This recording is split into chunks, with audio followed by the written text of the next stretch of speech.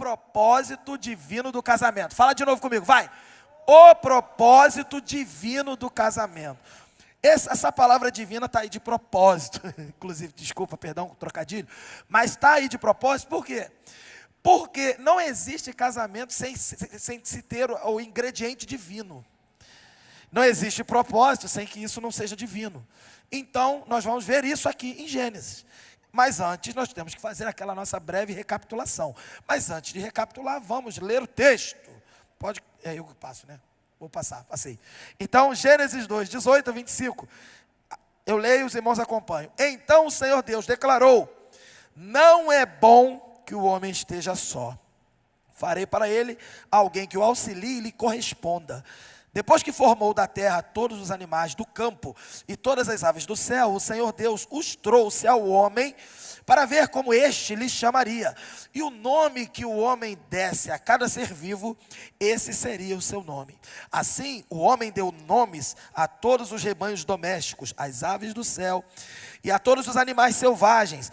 Todavia, não se encontrou para o homem alguém que o auxiliasse e lhe correspondesse. Então o Senhor Deus fez o homem cair em profundo sono, e enquanto este dormia, tirou-lhe uma das costelas, fechando o lugar com carne. Com a costela que havia tirado do homem, o Senhor Deus fez uma mulher e a trouxe a ele. Disse então o homem: esta sim é osso dos meus ossos e carne da minha carne. Ela será chamada mulher, porque do homem foi tirada. Por esta razão, o homem deixará pai e mãe e se unirá à sua mulher, e eles se tornarão uma só carne. O homem e sua mulher viviam nus e não sentiam vergonha. Palavra do Senhor, graças a Deus. Vamos orar? Senhor Deus, esta é a tua palavra que está diante de nós. Que teu Espírito venha nos guiar à verdade, venha nos iluminar agora, Senhor. Que possamos ter as nossas mentes abertas, os nossos corações abertos, olhos abertos para enxergar, ouvidos abertos para ouvir, a mente cativa a tua voz nesse momento, para que sejamos aperfeiçoados neste assunto importante que vamos ver aqui, que é o assunto do casamento. Que o Senhor nos abençoe nessa noite, em nome de Jesus, amém. Queridos, nos últimos encontros na nossa série, no princípio Deus, a gente viu algumas coisas. A gente tem contemplado a maravilha de Deus, a gente tem contemplado a majestade do Criador, que está revelando as suas características de poder, de amor, de bondade, de justiça. E a gente tem visto essa revelação que ela é progressiva. A gente vai percebendo, até ali em Gênesis, nós estamos vendo um Deus que é criador, poderoso, amoroso. A gente não sabe direito o nome dele, né? Ali em Gênesis, claro que a gente sabe, né? Mas aí a coisa vai sendo revelada, e você vai vendo capítulo 3, capítulo 4, a revelação da Bíblia é progressiva. E chega no ponto máximo, que é em Jesus. Primeiro sermão, lá no começo da nossa série, a gente já está no 6º sermão. Nesse primeiro sermão a gente viu que Deus é criador, Ele é o fundamento de toda a realidade. No segundo sermão, lá no versículo 3, do capítulo 1 até o 13, a gente viu que Deus cria ordem, propósito, beleza. No terceiro sermão a gente foi continuando vendo a criação, Deus criando todas as coisas. Ali Ele cria a humanidade. E o capítulo 1 é um capítulo mais geral, é um capítulo que mostra mais dentro de uma visão macro, e lembra que eu falei isso? E agora o capítulo 2, de uma visão mais micro, mais dando um zoom no que aconteceu. Mais ou menos ali o capítulo 2, que a gente está estudando, ele mostra o que acontece ali no versículo 26, 27, 28 e outras partes também. E aí a gente viu, então, no final do capítulo 1, que Deus criou o ser humano, a imagem de Deus. Homem e mulher foram chamados para multiplicar, gerar filhos, também a imagem de Deus, filhos que servem a Deus e que deveriam trabalhar, cuidar da criação. A gente viu? Aí a gente viu então no início do capítulo 2 que Deus trabalhou, presta atenção, trabalhou, finalizando a criação e estabelecendo o descanso no 7º dia. Todo mundo pensa que Deus dormiu. Não, Deus trabalhou. Deus trabalhou no 7º dia. Para você lembrar que o 7º dia do ser humano não é para parar, é para trabalhar para Deus, para servir a Deus, é para se dedicar a Deus e descansar em Deus, ok? E aí a gente viu isso, o descanso.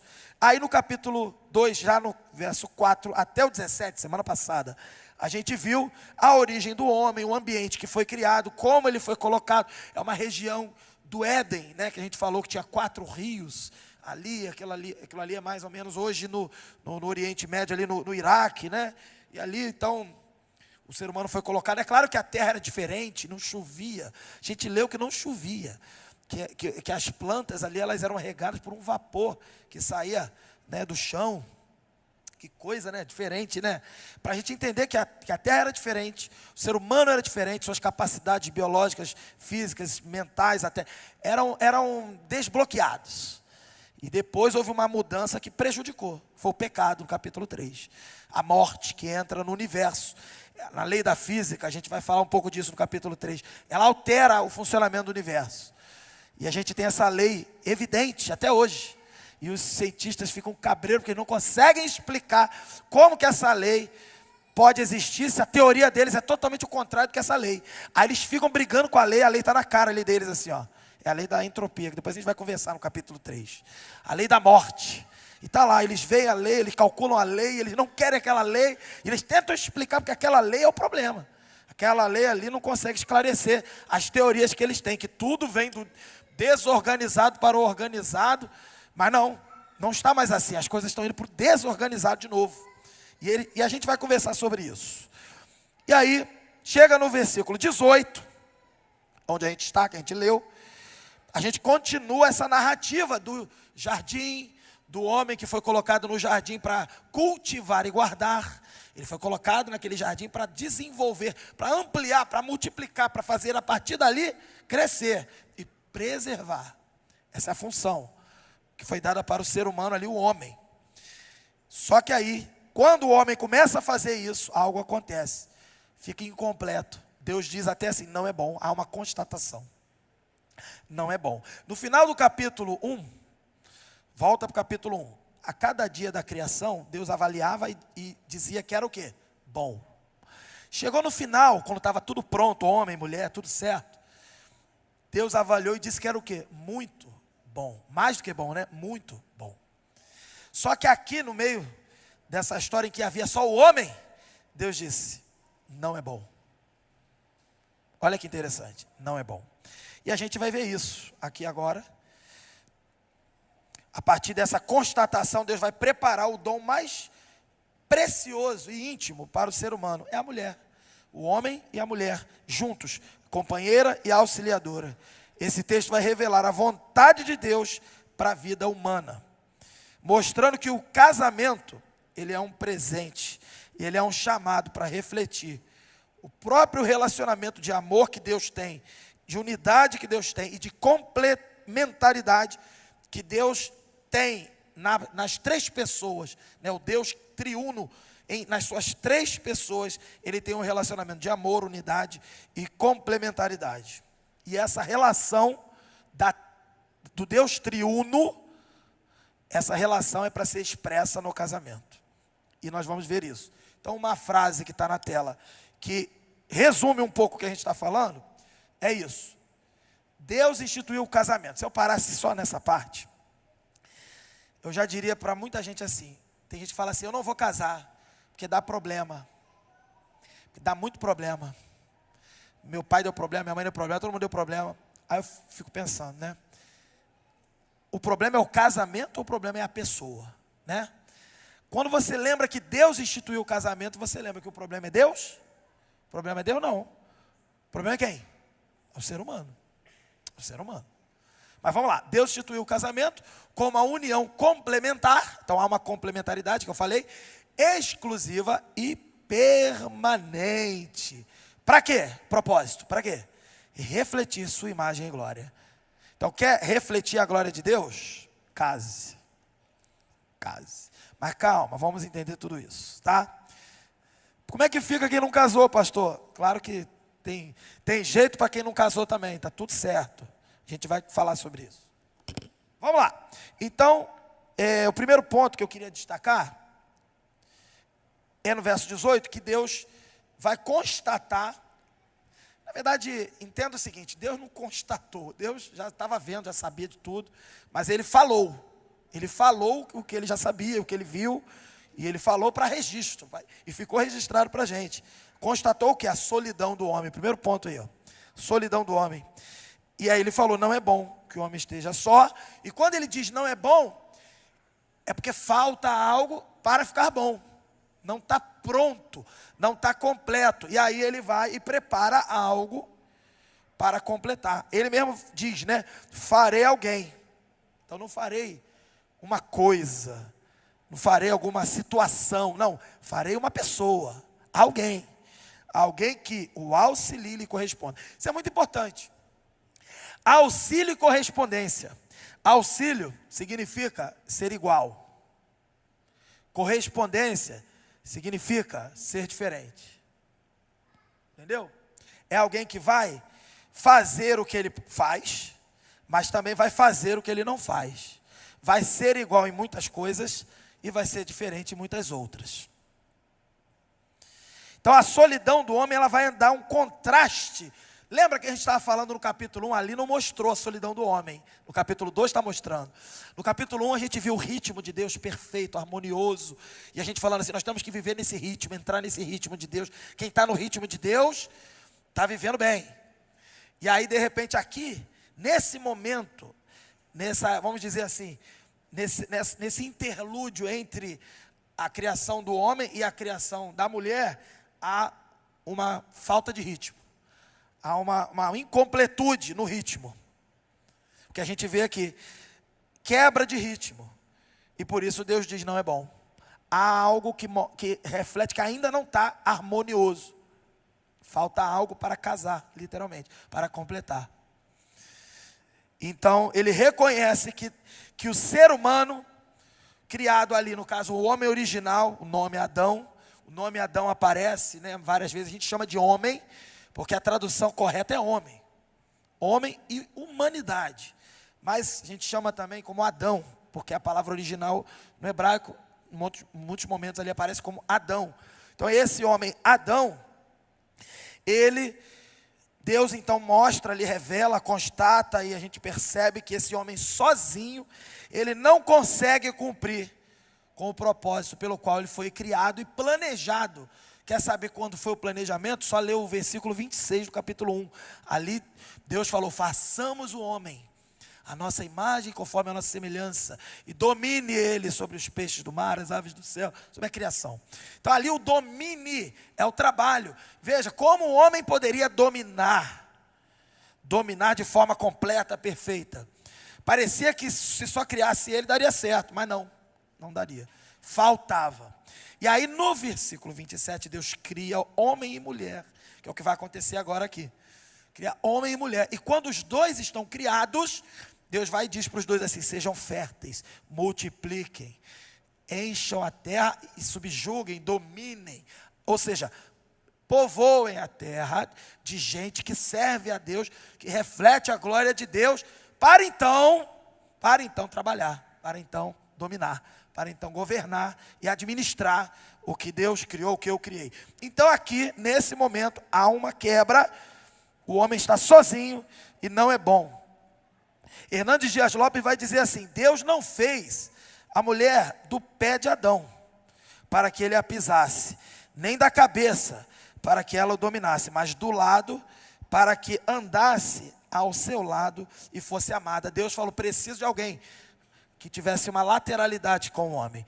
Está vendo aquela história que falam que a Bíblia é machista, por causa da submissão? Aqui ó, lateralidade. A submissão é lateral, porque ela é a submissão a Deus.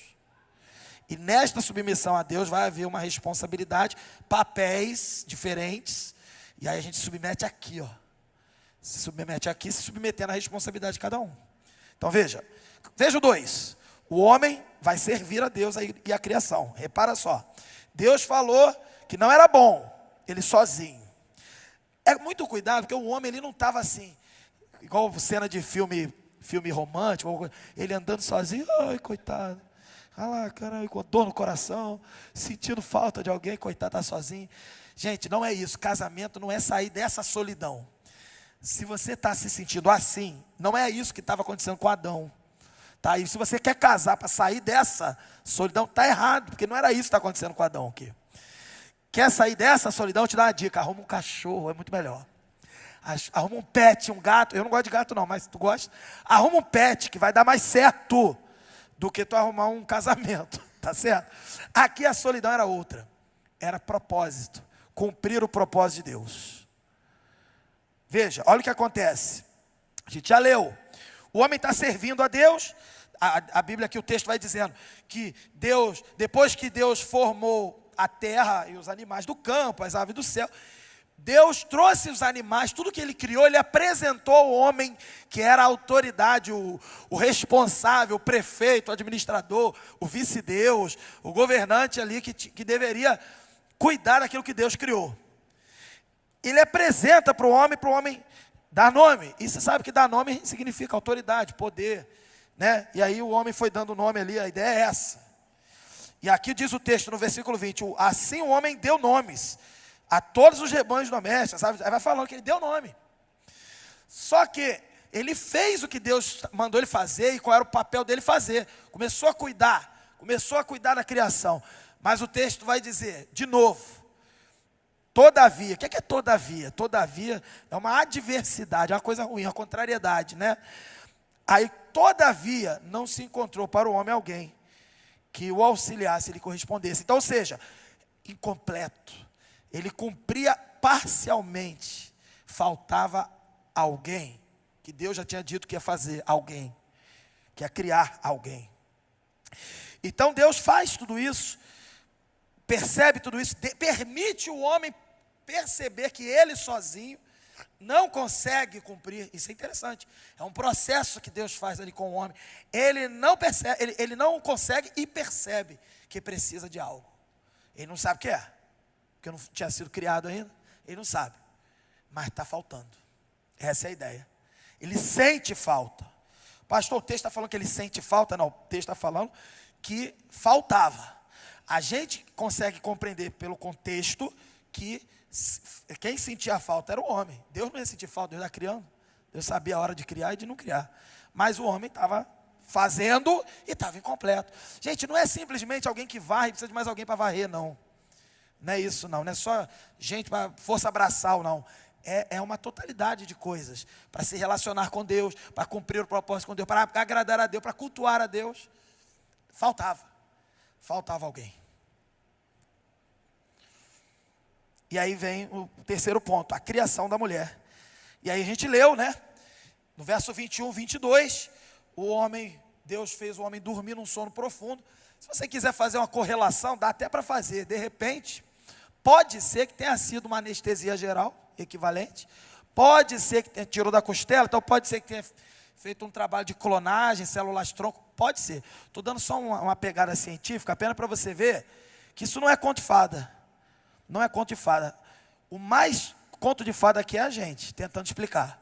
Porque quando a gente tenta dizer que Deus não existe, que existe uma outra forma de dizer de onde veio o homem, aí é conto de fada.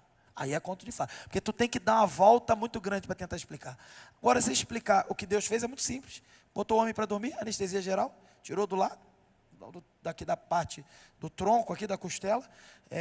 Todo mundo sabe já que tem trabalho com célula-tronco, coisa do tipo. Então não tem problema nenhum. A gente consegue explicar muita coisa ou ver uma correlação. O que falta é boa vontade, né? Boa vontade para entender o texto, né? E aí, então, a gente vê aqui uma delicadeza da parte de Deus, né? Delicadeza e um propósito. Deus, ele faz o primeiro milagre cirúrgico, né? Vamos dizer assim, da história. E é interessante que é um primeiro ato de amor matrimonial, né? Deus vai, por amor ao homem, estabelecer ali uma mulher, criar a mulher e preparar essa ideia que a gente chama hoje de casamento. E então a mulher é formada da mesma substância, porque ela é igual nesse sentido, é a mesma substância do homem, imagem e semelhança de Deus, inteligência, capacidades.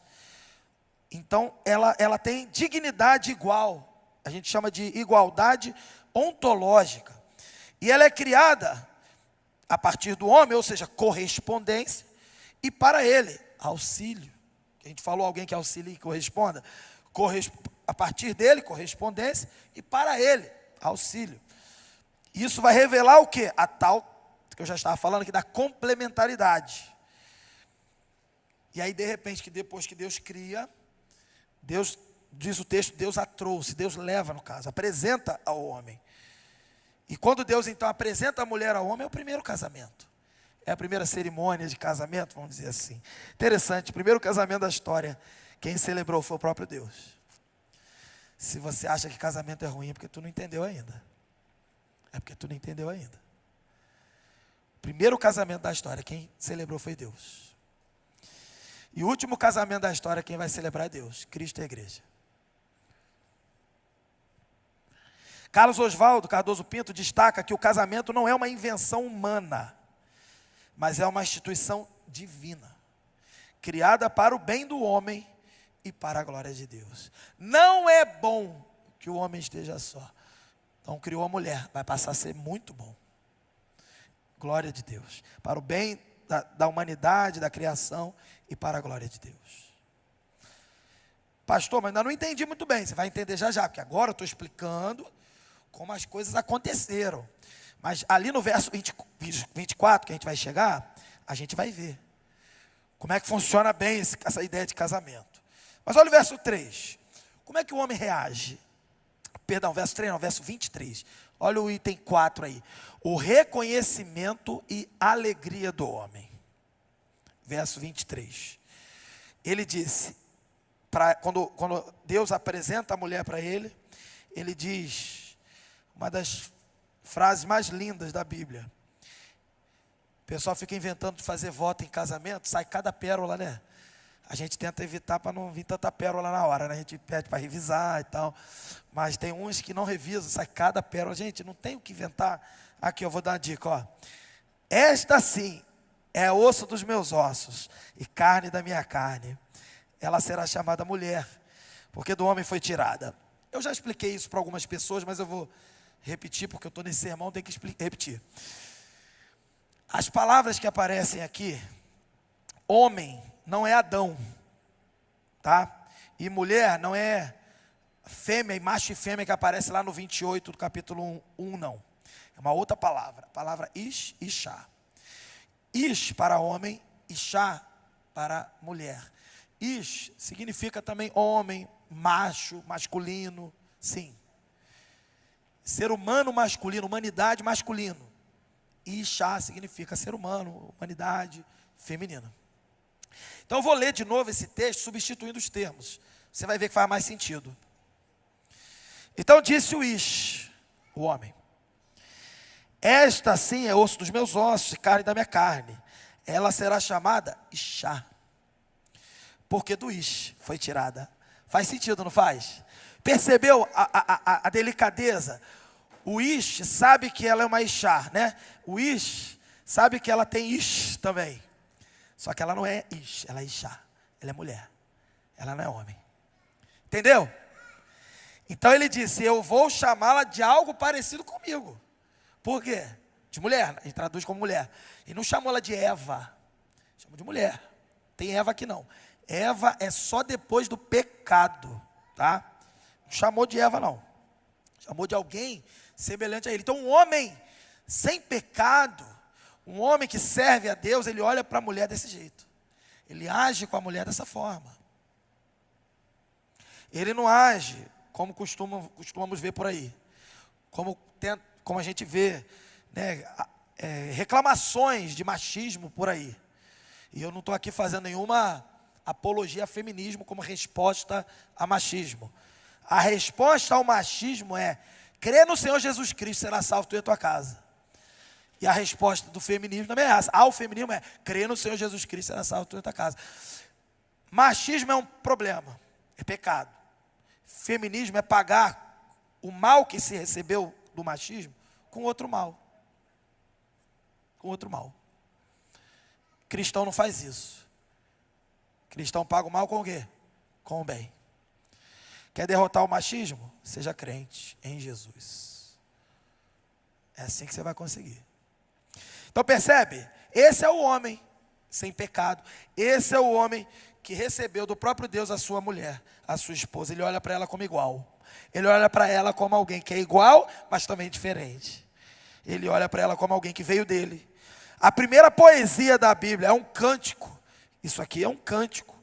O homem reconhece na mulher não apenas semelhança física, mas comunhão espiritual, emocional. A expressão esta sim, quando ele fala esta sim, significa que faltava. Ele estava aguardando, está incompleto. Ah, alegria, alívio. Agora sim, agora sim. Esse é o homem. Um homem só é homem se tiver uma mulher do lado dele. Calma, pô, mas hoje em dia não dá muito certo. A gente está falando de um ambiente de perfeição sem pecado. Como é que fica agora nesse ambiente do pecado? A gente vai chegar lá. Mas o padrão de Deus é esse. O homem só é homem masculino se ele tiver uma mulher feminina do lado dele. Essa é a ideia. E vice-versa. Entenda também da outra forma. Então veja, aqui a gente pode ver inclusive também uma relação com Cristo e a igreja. Assim como a mulher foi formada a partir do homem, a igreja foi formada a partir de Cristo. Que interessante, né? A mulher foi formada a partir do homem. E a igreja a partir de Cristo, quando Cristo cumpriu a sua obra salvadora. Então, o casamento, desde Gênesis até o final da Bíblia, vamos dizer assim, até Apocalipse, ele é uma figura, ele vai figurar o quê? A redenção. Ele revela amor sacrificial, revela uma união que é indissolúvel entre Cristo e a igreja, o seu povo. E vamos, verso 24, agora a gente vai entender melhor o funcionamento do casamento. Por essa razão, né, vou falar o subtítulo, né, a instituição divina do casamento. Por essa razão, o homem deixará pai e mãe e se unirá à sua mulher, e eles se tornarão uma só carne. Aqui é importante frisar, não é uma fala direta, Deus falou por essa razão, não é isso. É claro que é inspirado por Deus, mas quem colocou isso aqui foi Moisés, que escreveu, a gente já sabe, né? Então Moisés está fazendo um comentário editorial para deixar isso aqui organizado para quem? Para o povo. Para o povo que receberia a escritura e estava sendo, lembra que eu falei que estava sendo formado um povo no deserto com Moisés, e ele escreve o Pentateuco e o primeiro livro é Gênesis. Então isso aqui é para organizar o povo que estava com ele. Então, ó, tá vendo? Deus criou o homem e a mulher, o homem recebeu a mulher desta forma, tratando ela como igual, porém diferente, complementar, né? E ele criou dessa forma para quê? Aí Moisés comenta, para que a gente faça igual. E como é que a gente faz? Aqui está a instituição do casamento. Moisés escreveu. O homem deixará o pai e mãe e se unirá à sua mulher, e eles se tornarão uma só carne. Não é Deus comentando para o casal, olha, vocês deixarão pai e mãe. Eles não tinham pai, não tinha mãe, não tinha nada a ver com eles. Essa fala é posterior, ok? Tranquilo? Então vamos entender isso. Vamos entender isso. Interessante, né? Até o verso 23, quem está falando é o homem. Esta sim, ossos dos meus ossos. Mas agora é Moisés que acrescenta essa explicação. E aqui fica claro que o casamento é uma união exclusiva. O que é união exclusiva? Que não permite outros participantes. É um homem e uma mulher. Veja, um homem e uma mulher. Um ish e uma ishá. Não tem um ish com ish, ishá com ishá. Não tem ish, vários ish, ishá misturado. Não existe isso. Ok? Precisa explicar, porque tem gente que lê isso e vai para outra direção. E ainda vai dizer que Deus quer. Ainda tem isso. Então veja, é exclusiva e indissolúvel. Como é que a gente sabe que é indissolúvel? Porque a partir desse texto em diante, por toda a Bíblia, não há autorização para cancelar o que Deus uniu. E Jesus, lá em Mateus 19, 4, 5, 6, ele está falando sobre casamento, sobre divórcio, fala da lei de Moisés, que tinha o divórcio, mas era uma questão social, e Deus, em vez dele falar da lei, ele volta para a Gênesis. Como é que era lá em Gênesis? Quando ele é perguntado. E ele cita tudo isso aqui. E ele chega e faz uma conclusão assim, ó, portanto que Deus uniu, o que ele fala? Não separe o homem. Então acabou, não separe. Se separar está errado, está errado. Ah, mas vai ter vezes que vai precisar separar. Olha, só se for em caso de vida ou morte. Jesus falou a questão também da imoralidade, mas eu não vou adentrar nessa direção, porque isso é lá na classe certo ou errado. O João e o Marcos vão tirar essas dúvidas lá, está prontinho lá para vocês. 2 aulas sobre casamento, divórcio e novo casamento. Mas, vale frisar isso, não é para separar. Toda separação tem a ver com uma quebra do que Deus fez e tem a ver com pecado. Na verdade, se separa apenas aqui humanamente, mas aos olhos de Deus não separa, nunca separa, só separa quando morre. Só que aqui é uma outra realidade, porque aqui não haveria separação, porque não morreriam, não é verdade, queridos? Não tinha pecado, eles não morreriam, então não haveria separação, ok? Então vamos lá. Então, o princípio teológico do casamento é esse aqui, ó. Primeiro, deixar uma prioridade anterior para uma nova prioridade. Deixar pai e mãe não é mais prioridade. Pai e mãe não é mais família. Pai e mãe agora é familiar. E vai se unir, diz o texto, a sua mulher. Então, os dois se unem e formam a família. Aquela família agora é prioridade. Ok? Deixou. Tem que deixar dinheiro, tem que deixar todo tipo de dependência. É claro. Ah, mas não posso ser ajudado? Pode. Mas vai começar um casamento já precisando ganhar dinheiro do pai e da mãe? Complicado. Ficar ali sendo sustentado pelo pai e da mãe? É complicado. Não é errado pedir ajuda, ter uma troca ali, combinar alguma coisa. Mas no começo tem que romper. Tem que romper e depois vai se acostumando. E aí vai, claro que ganha presente, ganha um monte de ajuda. O que não pode é fazer a conta e na conta olhar assim, e não dá. Se não dá, então, mas aí meu pai me dá. Não, aí então não pode casar não. Pode casar não. Não tem como. A conta tem que fechar, não é só dinheiro não, de vida. Toda a conta tem que fechar.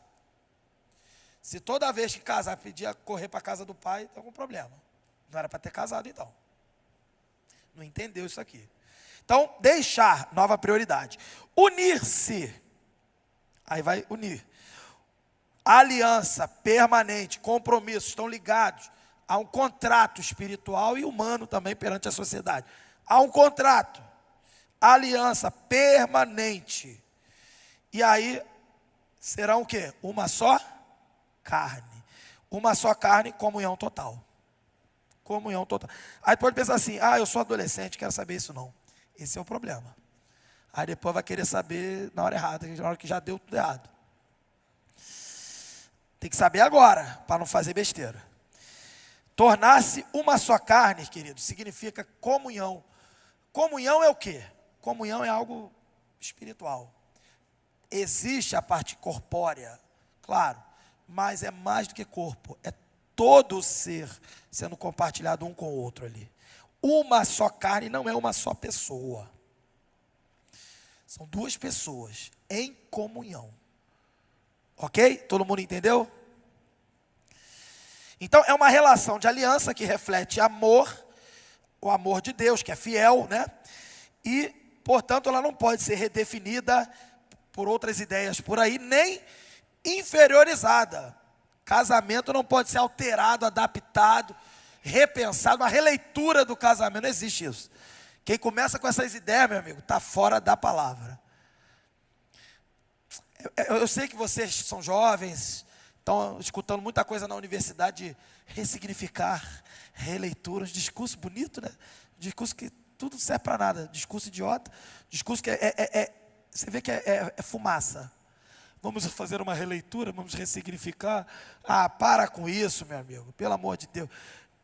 Vamos ler novamente, vamos ler de novo, vamos interpretar de outra forma, vamos criticar, vamos analisar, vamos ver um outro ângulo. Pelo amor de Deus, aí quer posar de intelectual, mas está lá, e você fica assim, inebriado. Que lindo, fala tão bonito. Que bom, né? Aí está lá o Satanás falando no teu ouvido, ressignificando a tua mente. Aí tu vai casar como? Não vai casar desse jeito, vai dar ruim, entendeu? Claro que eu estou brincando, estou exagerando. Claro que a gente pode usar a expressão ressignificar, claro que a gente pode. O que a gente não pode é desviar da palavra. e tentar ressignificar a Bíblia. Tentar fazer uma releitura da Escritura. Aí vai dar ruim. E casamento que faz parte da Escritura não deve ser relido, reinterpretado. Deve ser entendido como sempre foi. John Stott vai dizer que o casamento é a união de duas pessoas diferentes, mas complementares, criadas por Deus para se completarem e não competirem. A minha mulher me completa, o meu esposo me completa. Essa é a ideia. Só que entenda, na perfeição que havia aqui. Quando essa perfeição foi perdida, a mulher não completa, nem o homem completa. Quem completa é Cristo. Mas esse é o padrão. Então vamos lá. Sexto, inocência e pureza originais. O homem e sua mulher viviam nus e não sentiam vergonha. Aqui a gente vê que a nudez, ela representa pureza, confiança e ausência de pecado. Então, e muito importante isso, o casamento foi instituído antes do pecado. E não apenas antes do pecado. A perfeição, a beleza do casamento, tudo isso era antes. Antes. Então veja, viviam nus e não sentiam vergonha. Então, pureza, confiança um no outro e ausência de pecado. O relacionamento conjugal, no seu estado original, no seu padrão original, ele é uma expressão da liberdade que há no ser humano e da santidade que havia no ser humano. Somente após a queda, no capítulo 3, o pecado, é que então vai aparecer a vergonha e a culpa, e a morte também, né, como consequência. E essas coisas entram em cena, e aí o casamento fica complicado, o negócio fica difícil, tudo, a vida fica difícil, tudo fica ruim. Não é só o casamento ficar ruim, fica tudo ruim, e precisa caminhar agora um novo caminho, um caminho de recuperação, de redenção, de restauração, de regeneração. Então, Cristo, que a Bíblia vai chamar de o segundo Adão, não é isso? O homem que deu certo. Então ele veio para restaurar essa comunhão perdida com Deus e naturalmente no casamento também, essa relação perfeita que havia no casamento. E ele então purifica, santifica o casamento pelo Evangelho. Por que eu estou falando isso? Porque você pode pensar assim, pastor, é muito lindo ali, perfeito, mas não é mais assim. Não é mais assim. Mas Cristo veio para trazer, colocar todas as coisas no seu devido lugar. E proporcionar para nós aqui, nesse mundo ainda ruim, contaminado pelo pecado, a possibilidade de viver aquilo que havia no jardim, pela fé. Pela fé. Naquele tempo não precisava de fé, estava tudo aos olhos, estava tudo ali à vista.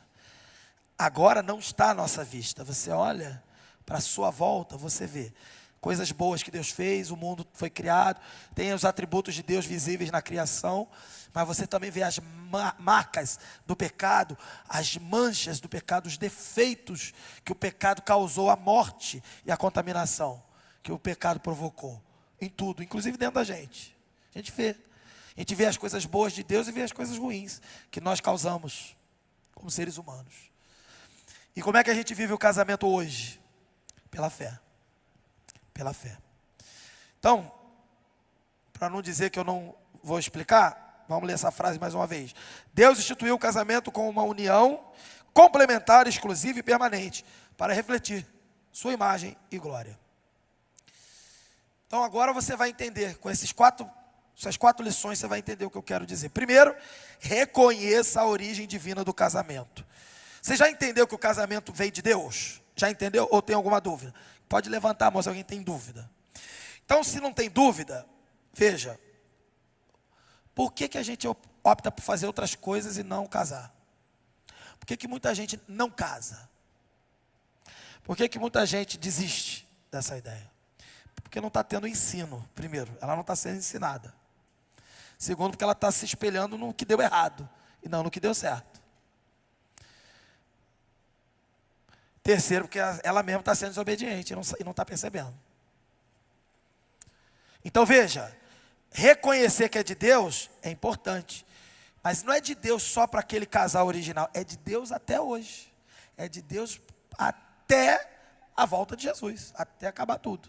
É de Deus. O casamento é de Deus. É divino. Só que, como é que faz? Poxa, pensa no versículo 28 do capítulo 1. Homem e mulher criados. Deus abençoa e diz, sejam férteis, multipliquem-se. Ali, se eles tivessem filho ali naquele momento, os filhos iam ter pecado? Não, porque não tinha pecado. Ia dar certo. Um monte de filho bonitinho, santinho, perfeitinho. Não é verdade? Mas não tiveram, não aconteceu imediatamente. Aconteceu o pecado no capítulo 3. E depois do pecado, no capítulo 4, eles têm os filhos. Aí dá tudo errado, né? Caim, Abel, um monte de coisa, né, que a gente vai ver. Como é que faz então? Como é que faz para cumprir aquele padrão anterior do pecado? Em Jesus. Como que a gente cumpre em Jesus? Você, eu, todos nós temos que ser regenerados em Jesus. Novas criaturas em Jesus. Temos que ter, o que a Bíblia nos mostra, e que a teologia explica também, a nossa imagem e semelhança de Deus interna restaurada, recuperada.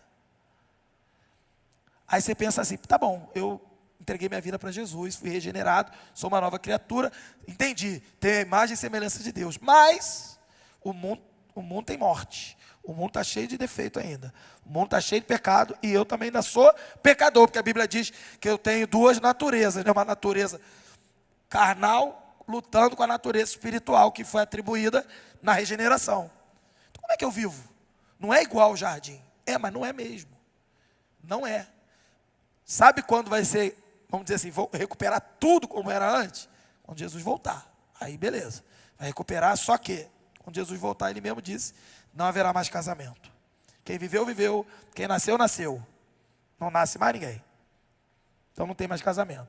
Então o casamento é para agora. Só que agora a gente está vivendo num ambiente hostil, contaminado pelo pecado. Como é que faz? Com Jesus. Com Jesus. Então como é que é, pastor? Com Jesus, eu passo a viver com uma pessoa que obedece a Jesus, que obedece a Deus, que ouve a voz do Espírito Santo, que me santifico, e caso com uma pessoa que também está nessa mesma luta, nessa mesma busca, e juntos nós vamos cumprir o que foi apresentado no jardim. É isso aí. Pela fé. Pela fé. É pela fé. E aí a gente expressa isso na vida do dia a dia, em todas as áreas da vida, sendo santo, servindo a Deus. Só que é interessante, né? Tem que ter filho, né? Multipliquem-se, encham, subjuguem, até vão ter filho. Que filho que vai nascer? O mesmo ruinzinho que nasceu lá com Adão e Eva. Pecador, não é isso? E aí o que você tem que fazer? Para essa geração que está nascendo aí, através de você? Regeneração. Você não tem que pensar no primeiro, qual vai ser o hospital que vai nascer, ainda que tenha que pensar nisso. Qual é o melhor médico?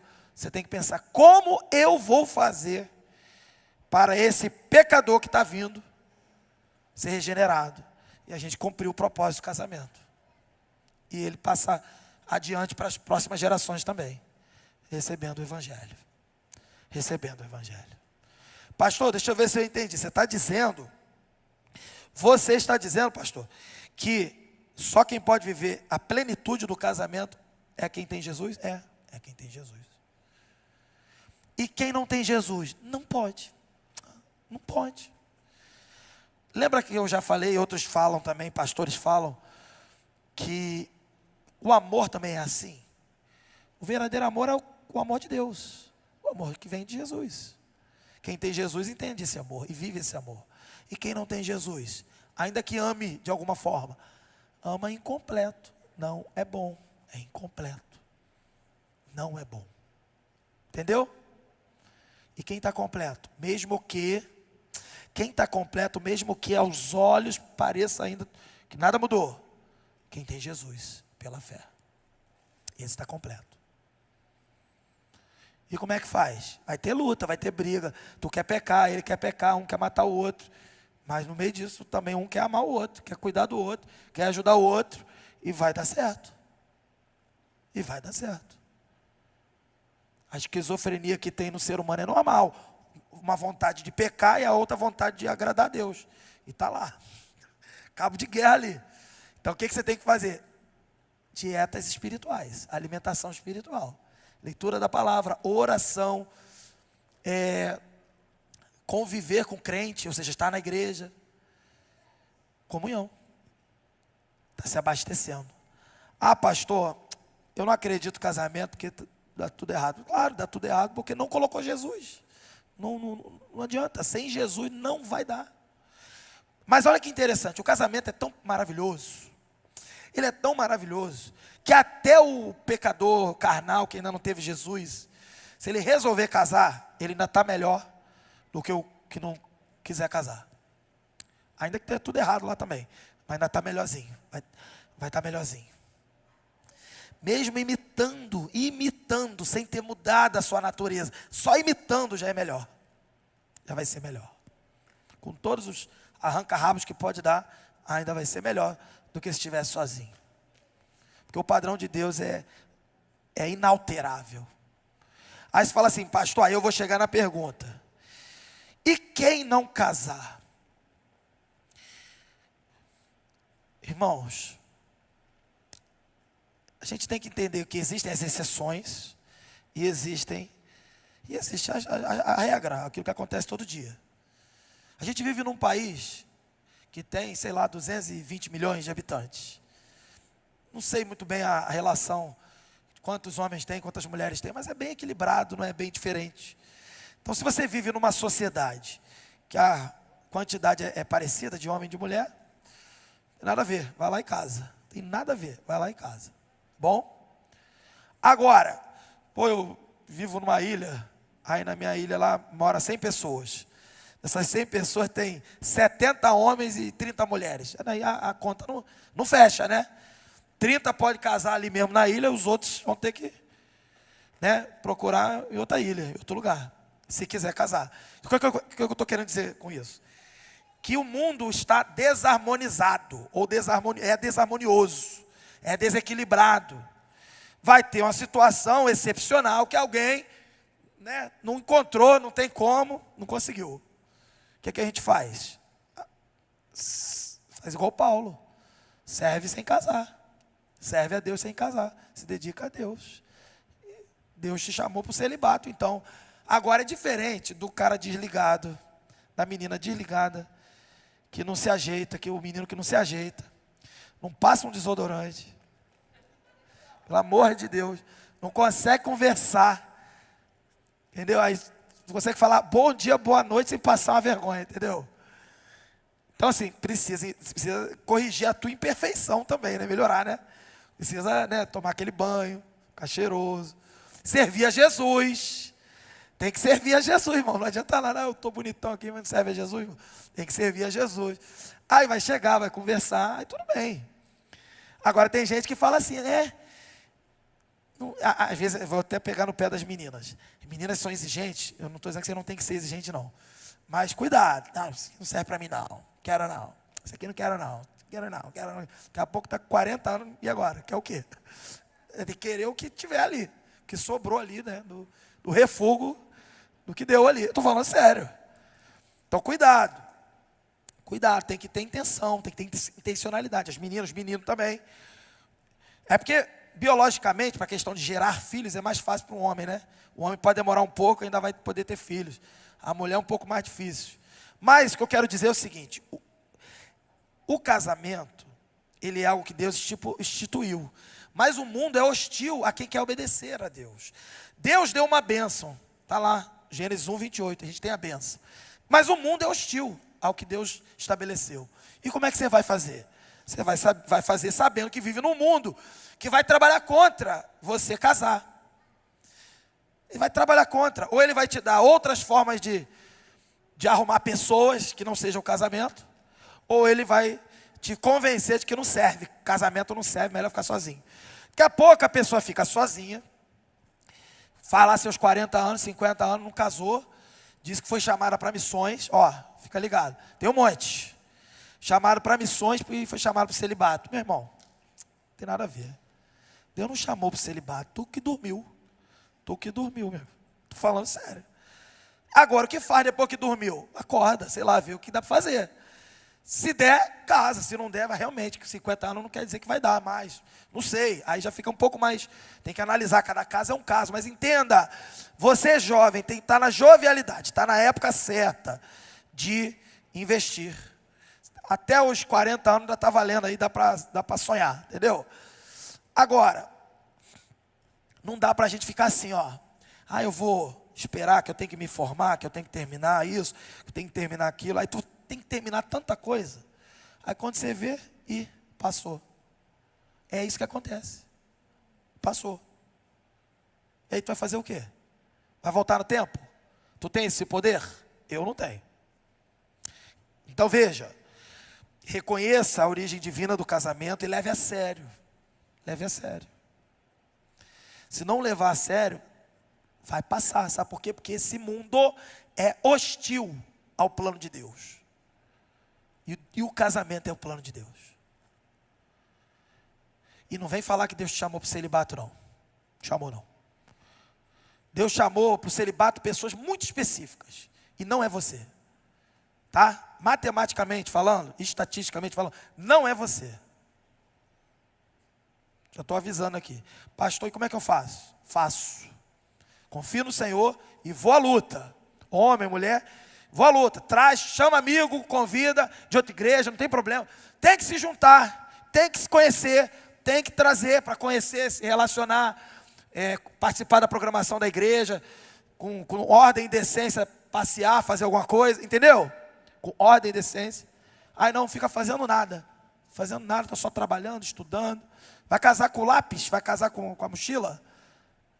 Está falando que está cumprindo o propósito para a glória de Deus. Tem que fazer. Estou tentando falar de uma linguagem bem simples, para ver se você entenda. É tão óbvio. E a gente fica inventando a roda, dificultando a roda, que já está redonda para a gente só andar. Leve a sério as coisas de Deus. Leve a sério que você está num mundo que não quer que você faça as coisas de Deus. Casamento é de Deus. Viva a complementaridade do casamento. Viver a complementaridade do casamento é desfrutar da melhor parte. Aqui eu não estou explicando os papéis do homem e da mulher, não é o caso. Mas o homem tem um papel. Ele é o responsável do casamento diante de Deus. É o responsável pela missão de cuidar da criação. Foi o homem, veio antes. Deus falou para ele. O homem falou para a mulher. E Deus vai cobrar do homem. Não se esqueça no capítulo 3, quando o homem e a mulher pecaram. Se só a mulher tivesse pecado e o homem não tivesse pecado, aquela mulher ainda teria uma chance de se recuperar, porque o homem ainda não tinha pecado. Mas quando o homem pecou, validou o que ela fez. E os dois então pecaram e corromperam todo o universo. E quando Deus vai chamar os dois para a responsabilidade, ele fala, chama quem primeiro? Chama o homem. Mulher, deixa esse homem ser o seu herói. Deixa ele ser o seu herói. Ele vai levar o puxão de orelha de Deus. Para você não levar. Para você não levar. Para que tu se mete na frente? Para apanhar de Deus, no bom sentido, tomar um puxão de orelha de Deus. Pesado, porque você não vai aguentar. Porque aquilo foi preparado para o homem. E ainda vai levar o puxão de orelha dele também. Perceba? Então fica atento a isso. Fique no seu lugar. Qual o seu lugar? Ao lado do homem. Entendendo qual é a missão. E contribuindo para a missão. Fazendo o que dá para fazer junto com ele. E fazendo o que ele não consegue fazer. Ele vai fazer uma parte, você vai fazer a outra. Nos cursos que a gente tem aqui na igreja, nas EBD, você vai aprender mais. Ok? Homem, assuma o seu papel. Se esconda atrás da mulher, não. Tem homem aí que ainda não está sabendo ser homem. Cadê a atitude? Não é ser machão, não. Não é machão, não. Esporte radical, isso aqui é ser masculino aos olhos da Bíblia. O que é ser masculino aos olhos da Bíblia? É cumprir o propósito de Deus, revelar o Criador. Como é que você tem feito? Mulher, como é que você vai encontrar um homem percebendo se aquele homem revela o Criador, se ele revela a imagem de Deus, se ele está glorificando a Deus com a sua vida.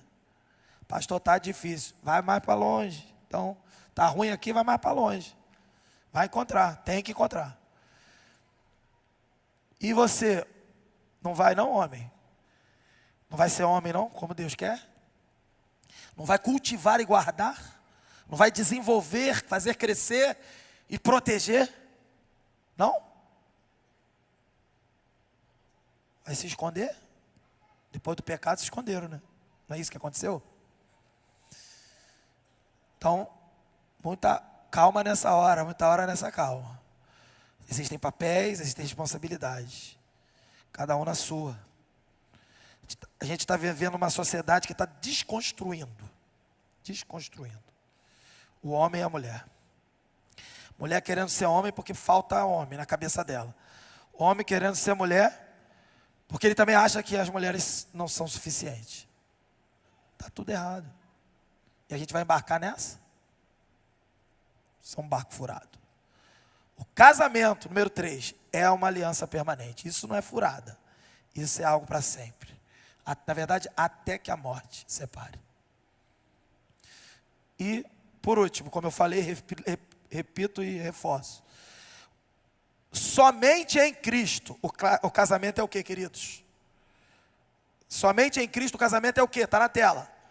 Pleno, completo. Quer viver tudo que o casamento tem, da parte de Deus? Passe por Cristo. Se não tiver Cristo, não tem a plenitude. Deus instituiu o casamento como uma união complementar, exclusiva e permanente, para refletir sua imagem e glória. Queridos, terminando. Foi no Éden, região do Éden, jardim, lugar de desfrutar, de deleitar na presença de Deus. Foi nesse lugar que Deus instituiu o casamento, um ambiente perfeito. E o casamento é uma dádiva, é um presente sagrado. E também é uma missão espiritual. O homem e a mulher só vão cumprir o seu propósito aqui nesse mundo se eles viverem o casamento. O casamento reflete a imagem de um Deus que se relaciona e aponta para a união com Cristo e a igreja. O casamento ele vai revelar que ele é o campo de santificação e serviço mútuo. Quando o homem e a mulher vivem sob o senhorio de Cristo, o lar, a casa, a família que é formada, se torna um reflexo do céu, do paraíso perdido e uma amostra do que ainda vai vir, que o Senhor vai trazer para a gente. É isso que é o casamento. É para isso que a gente está aqui, para viver isso. Não desista disso, isso é verdade ainda. Ainda que a vida seja dura, cheia de confusão, é verdade. Uma palavra para você que ouviu isso tudo e não é crente, e acha que tem nada a ver. Assim como a mulher foi formada a partir do homem, você hoje está sendo chamado para ser formado, renascer a partir de Jesus. Arrependa-se dos seus pecados hoje, entregue sua vida a Jesus. Renda-se a Ele, encontre um amor verdadeiro, que restaura, que redime e que transforma. E uma última lição para a gente.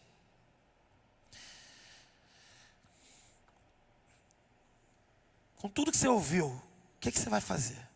Sabe o que você tem que fazer? Reafirmar, reconfigurar, reforçar totalmente aquilo que estava frouxo, que estava abandonado. Os sonhos que ficaram perdidos, largados, estou com medo de não viver isso. Em Cristo você vai viver. Reafirme sua aliança com Deus. Reafirme sua aliança se você já tem alguém, com seu cônjuge. Se você não tem, reafirme sua aliança com Deus e diga assim, eu confio que o Senhor tem uma pessoa para mim. Mas ela não vai vir do além não, você tem que ir atrás. Esse mundo não vai te dar. O mundo não vai te dar uma pessoa. O mundo vai te dar uma tranqueira. O mundo vai te dar um encosto. Tem que procurar, tem que buscar no Senhor. Quem quiser detalhes, me chama para o gabinete, eu dou detalhe, característica específica que você vai procurar. Tá bom? Dou o mapa da mina para você. Queridos, o casamento instituído no Éden, ele é redimido na cruz, não se esqueça disso. O que foi feito no Éden é para hoje, porque Jesus falou que é para hoje, e ele redimiu tudo isso na cruz. É uma história maravilhosa, gloriosa, que começa no jardim da criação e termina na glória com o Senhor. No jardim, Deus uniu homem e mulher para que eles fossem, nós também neles, fôssemos reflexos do amor que ele tem com o ser humano, com a sua criação. E na cruz, esse amor foi selado, foi lacrado e garantido de forma poderosa por Jesus, que se entregou por uma noiva, que é a igreja. Portanto, querido, o casamento, ele vai revelar o plano de Deus que redime o ser humano. Ele vai ser um testemunho vivo da fidelidade dele e também da graça e do poder dele que restauram. Que os nossos casamentos possam confirmar essa verdade eterna de que Deus instituiu o casamento como uma união complementar, exclusiva, para refletir sua imagem e glória. Para tanto, o Senhor nos abençoe.